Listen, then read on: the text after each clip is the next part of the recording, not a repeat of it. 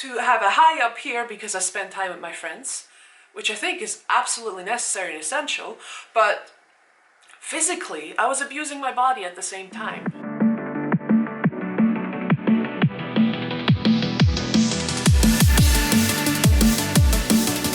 HoBoGo, it's Sabine from Wonderbene. Thank you so much for clicking on this video as always. It's great to have you here on my channel. This is a Food for Thought Wednesdays video, and as the title says, I want to talk about the expression food for fuel. And that is something that I feel very strongly about because I finally found the way around to thinking that way. And to be quite honest, it took me 35 years, like my entire life, of trying to figure out how to get into that mental attitude of treating food as what it is. It is fuel for our body. It's the thing that makes our body tick and regenerate and be as productive and as efficient as it can be. And along with, of course, other aspects such as getting enough sleep and, of course, mental well-being, spending time with friends and doing things that make you happy, mentally speaking. So food for fuel, what I mean by that expression is when you eat, most of us are brought up eating for pleasure, eating to celebrate a birthday, eating to numb emotions, eating to deal with stress, all those things. I think it's all inherent in our upbringing, and realizing that I think is one of the first steps that one could take to figuring out, hey, well, maybe that's not that great, you know?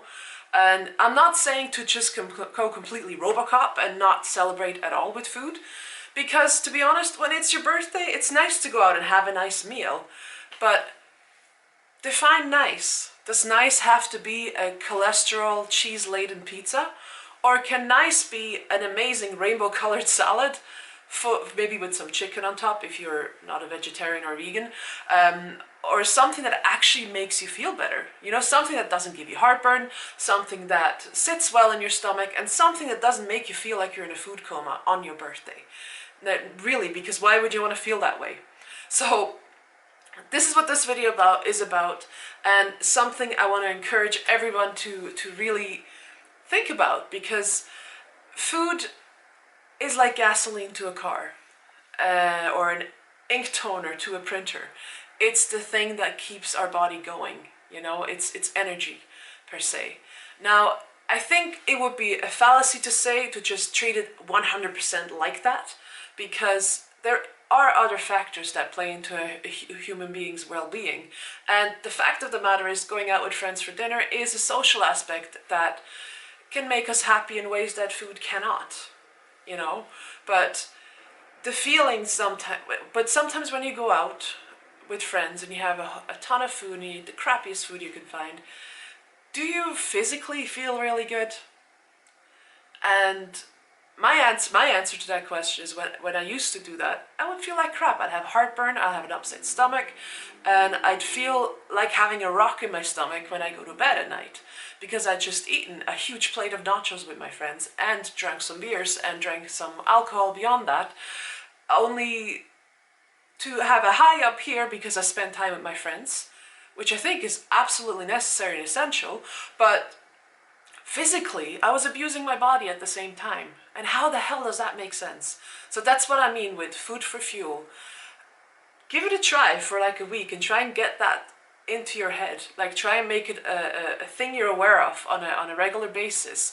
If you're struggling with emotional eating, or eating for pleasure, or eating because you're stressed, does it really make you feel better? And does the stress not happen anyway?